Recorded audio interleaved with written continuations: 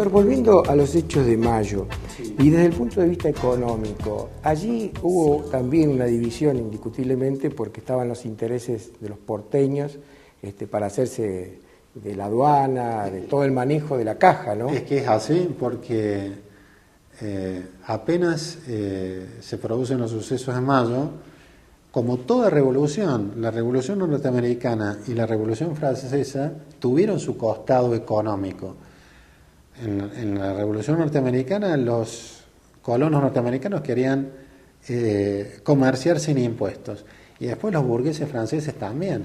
Los porteños se dan cuenta de que después de mucho tiempo iban a ser ellos los que iban a estar en la situación de predominio y de manejo del puerto que habían tenido en sus narices durante mucho tiempo y que no habían podido acceder y usufructuar. Y ahí comienza también la disputa con las provincias o con el resto de las provincias argentinas. Claro que hubo un problema económico. ¿Cómo conciliar estos idearios de libertad y que surgen de la Revolución Francesa, del gobierno del pueblo, etcétera, con las caídas de las monarquías europeas, con esta idea de federalismo, de representación regional, como decirlo de alguna manera? O sea, ¿cómo compatibilizar la libertad a través de la representación del pueblo y lo que significa lo que son los estados locales a través de lo que eran las provincias, que son bastante anteriores, no digo las provincias concebidas como están ahora, sino los poderes provinciales que son bastante anteriores a la idea de una nación? ¿Cómo se compatibilizó en ese momento? Bueno, es que esa tarea es muy buena la pregunta, porque la idea del federalismo está vinculada precisamente a los antecedentes históricos de la Constitución argentina. Es decir, son las provincias las que generaron y crearon el Estado Nacional. Entonces el federalismo permite, en cuanto a la vinculación con la representación política, el federalismo permite que las tomas de decisiones, el manejo de la cosa pública por parte de las autoridades se acerque precisamente a las comunidades políticas respecto de las cuales esas autoridades tienen que rendir cuenta.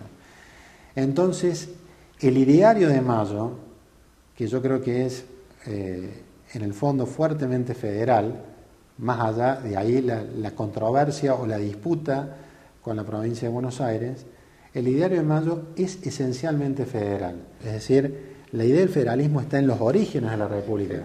Y también la misma organización, por el hecho de tener 3 senadores por provincia, le ha dado una representatividad muy alta a las provincias fundamentalmente. ¿Qué rol juega en todo esto entre la revolución de 1810 y la independencia de 1816? ¿Qué rol juega la Asamblea del año 13? La Asamblea del año 13 jugó un papel en lo político, la distinción y la consolidación de la identidad nacional a través de los símbolos, el himno, el escudo, la moneda. En lo social, a través de un perfil netamente humanista del derecho, partiendo, por ejemplo, de la libertad de vientres. Es decir, finaliza con varios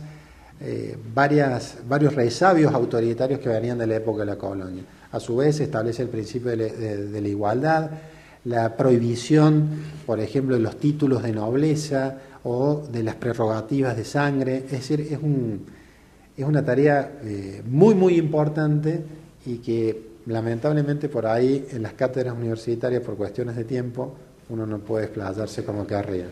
Doctor, ahora se está discutiendo en Estados Unidos esta ley relacionada con los inmigrantes y demás, y teniendo en cuenta que nuestra Constitución explícitamente plantea una forma que el doctor Gentile dijo, con una generosidad que no es común en todo el mundo en este momento, la recepción de inmigrantes en lo que hace también al bienestar de sus propios hijos dentro de nuestro país.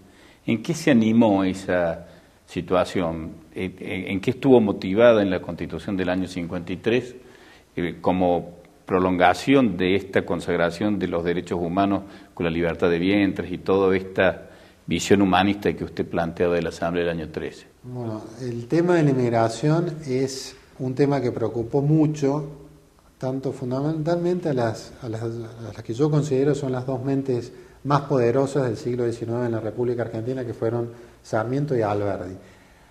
Se los critica injustamente muchas veces, pero ellos planteaban, Alfredo Palacios define en una imagen muy elocuente la situación de Alberdi.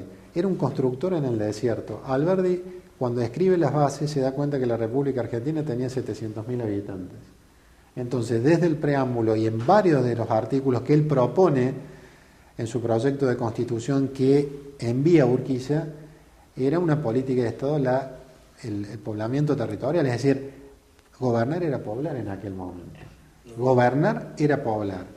Uno en la actualidad le llama la atención, sobre todo en la Unión Europea y en Estados Unidos, se ha criminalizado en el estado de Texas, creo que es la política inmigratoria, el flujo inmigratorio que va fundamentalmente desde México, y en la Unión Europea lo mismo. Es como si se olvidaran un poco, en alguna medida de su historia, que han sido países que han transcurrido gran parte de su vida institucional en barcos, en buques. Argentina ha sido sumamente generosa a partir del siglo XIX y hasta la primera presidencia de Perón, y eso ha permitido la dinámica social que hoy tenemos en el país. Yo creo que es sumamente positivo eso. Bueno, muy bien. Lamentablemente se nos acabó el tiempo.